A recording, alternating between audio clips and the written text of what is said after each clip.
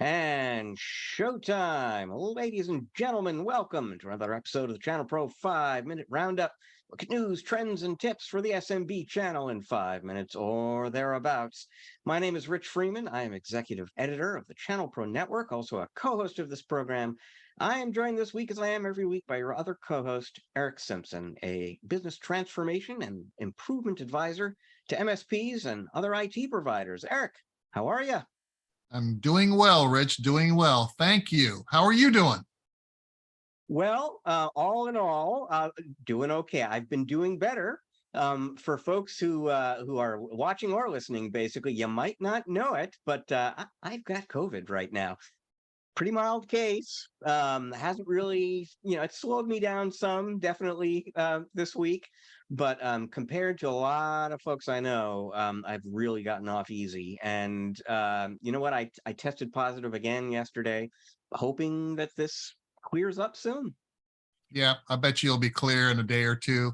My theory, Rich, is everybody's either going to get it or has already had it and didn't know it, right? Because I had something, a couple of months ago, and I thought it just felt like I had a cold or something, but lasted for 2 or 3 days, and could have been COVID. Who knows? But hopefully we'll all build that herd immunity everybody's always talking about. Once it, gets through everybody, then maybe it won't be as bad next time around as it was the first time around. But I'm glad you don't have a lot of really heavy duty symptoms, and I think you'll be over it in a day or two. Yep. I'm feeling fortunate. I know a lot of other folks have not been as fortunate. So, yeah, good luck, good fortune for me. Let's dive into our top story of the week, though. And as we are recording this, Eric, it's really just been a matter of hours since Kaseya announced that they officially own Datto now. This is no longer a pending deal; it is closed. We are not, though, going to focus in on that. There was something else that Kaseya talked about at their Connect IT event this week in Las Vegas that I want to focus in on instead, and that has to do with a forthcoming version of their VSA RMM system. Now, this will be version 10 of VSA. The marketing folks insist on calling it VSA X as a result. It's not due out until about November, Kaseya is saying, but there are a number of different things about it that will be upgrades from past versions. But one thing in particular that I think is really kind of important. We've spoken before on the show about the fact that the RMM systems from the big RMM makers, basically, these are legacy products. They've been around for a long time. They are very good at managing PCs and servers. They're not so good at managing anything else. Some of them can handle printers and network equipment, but you get into the IoT gear, and in particular, you start getting into the cloud solutions, whether that's software as a service or infrastructure as a service. They have little to no functionality to offer right now. And as we also know, in the last 2 years in particular, but even before that, businesses of all sizes, including SMBs, have been racing their workloads into the cloud. And so if you are an MSP, more and more of what you are doing is managing cloud workloads as opposed to PCs and servers. And so we have also spoken on the show before about the fact that you've got these RMM systems everyone's using who are not good, that are not good at what MSPs most need to be focused on going forward. And then you've got systems from younger companies like Skykick and Augment and Jump Cloud and Nerdio that are born in the cloud first. That's pretty much all they do.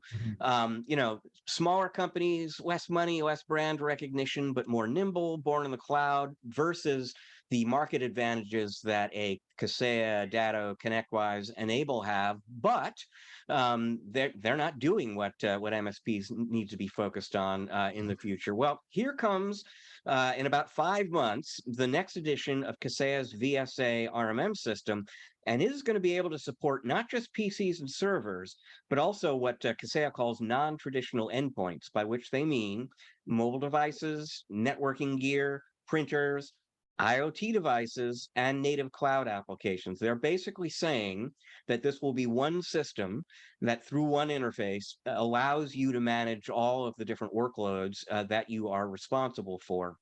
Now, again, it's 5 months off. We haven't seen it. We haven't seen how well or how thoroughly it delivers on that message right now. But Kaseya's research indicates that there are companies out there using, or the average number of products that companies are using to manage all of the different kinds of workload that they're responsible for is 3.8 right now. So that would be, certainly an RMM system. A lot of people are using a network management system. You might have some sort of operational technology system that you're using as well. Kaseya is saying this one product will basically be able to do the job all of those other systems are doing, and it will be able to do it pretty cheaply as well. They haven't obviously at this point finalized their pricing, but Kaseya said certainly, if you're using network management software right now, you're probably paying $5 to $6, $5, $6, $7 per agent. And they're saying that the non-traditional endpoints that they will manage through VSAX, the per agent cost will be quote unquote under $1.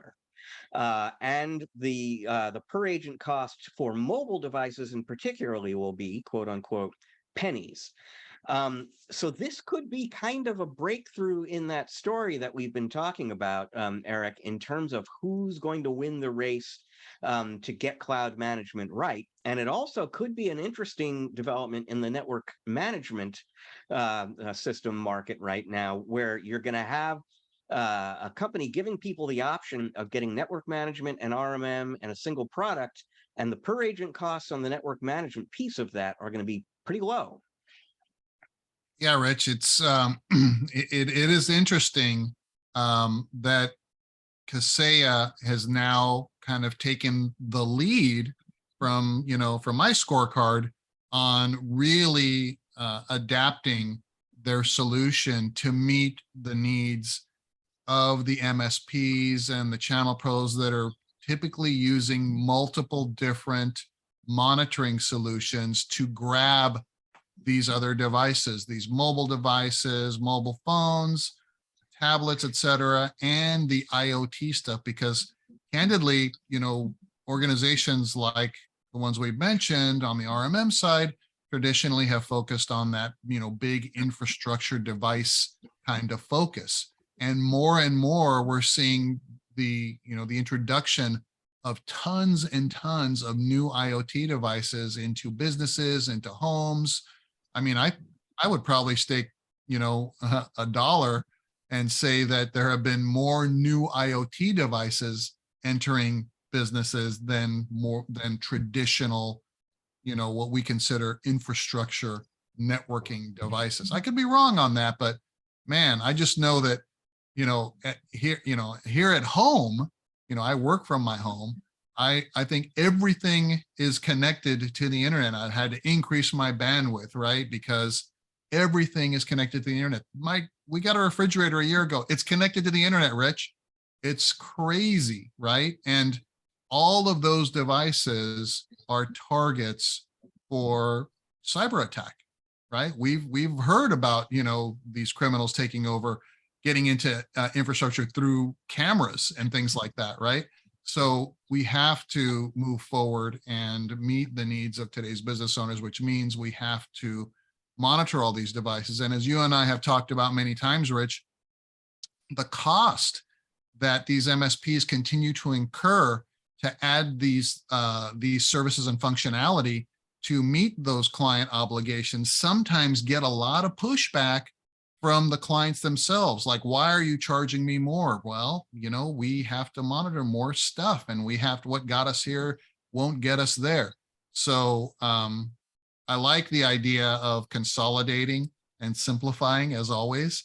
And I really like what I'm hearing about reducing the costs, because holy cow, yeah, I know a lot of partners I work with are paying, what you mentioned per endpoint, and then some when they're adding additional, advanced functionality and features and subscriptions to these things. So, it sounds like a game changer.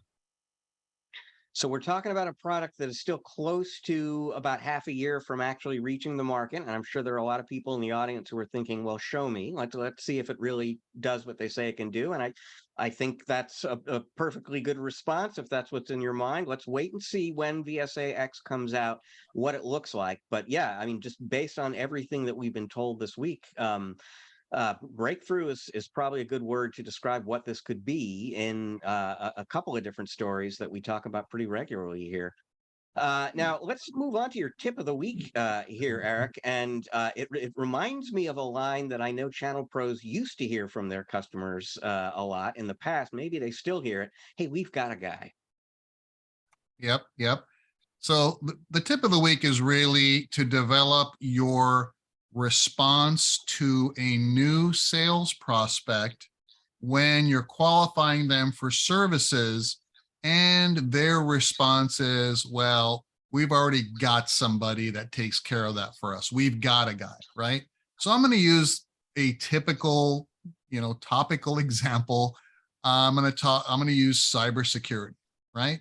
So when we're going in and talking to a new prospect and we're qualifying them for cybersecurity opportunities, and they say something like, well, Rich, I hear what you're saying, but, we've already got somebody that does that for us. So how do we as MSPs or channel pros overcome that statement?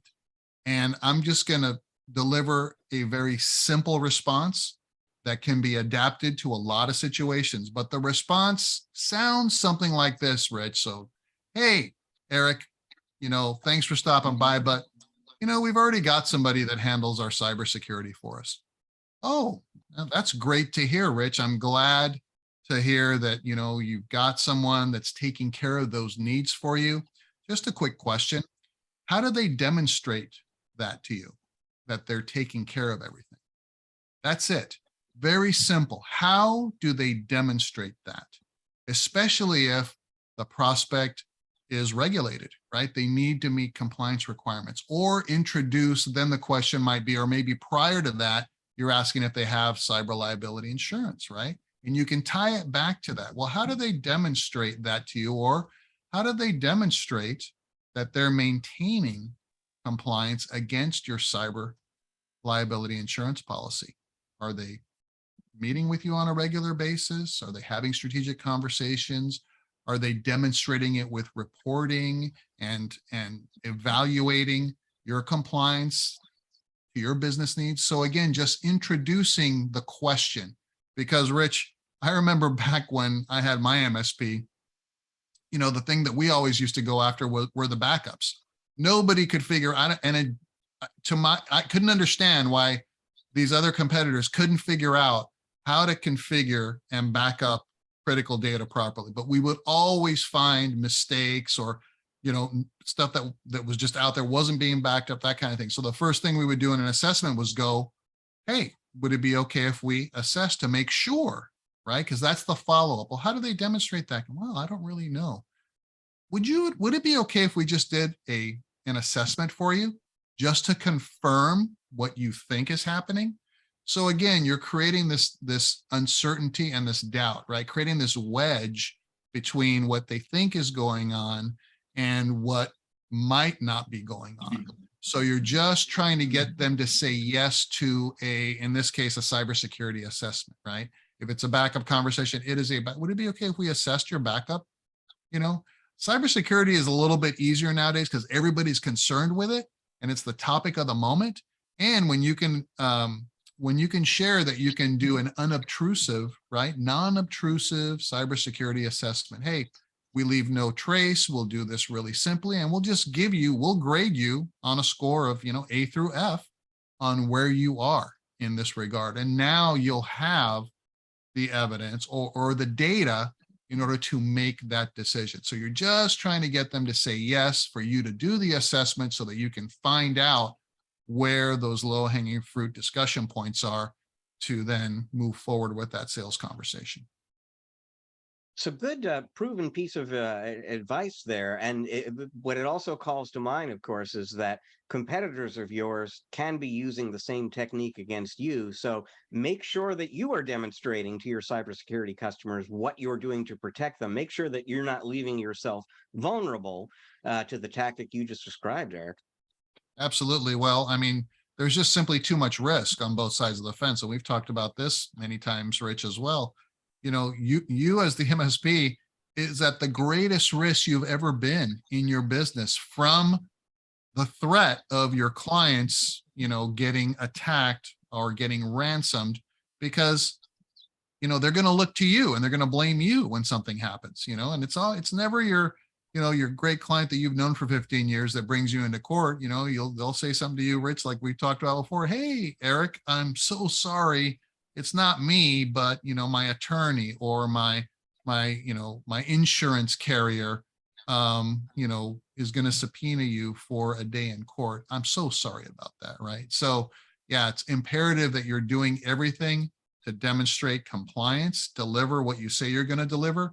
And when you're doing that, you can even show your prospects example reports. Of course, you're going to, obfuscate the uniquely identifiable information about your client, but you'll say, look, this is how we demonstrate compliance.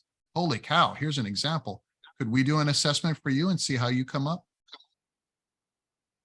Interesting stuff. Interesting stuff. I like it, Eric. It leaves us time with time for just one more story, though, and it's not a big story. Well, in some ways, it is a very big story, but I bring it up on the show here because we're all familiar with the one that got away.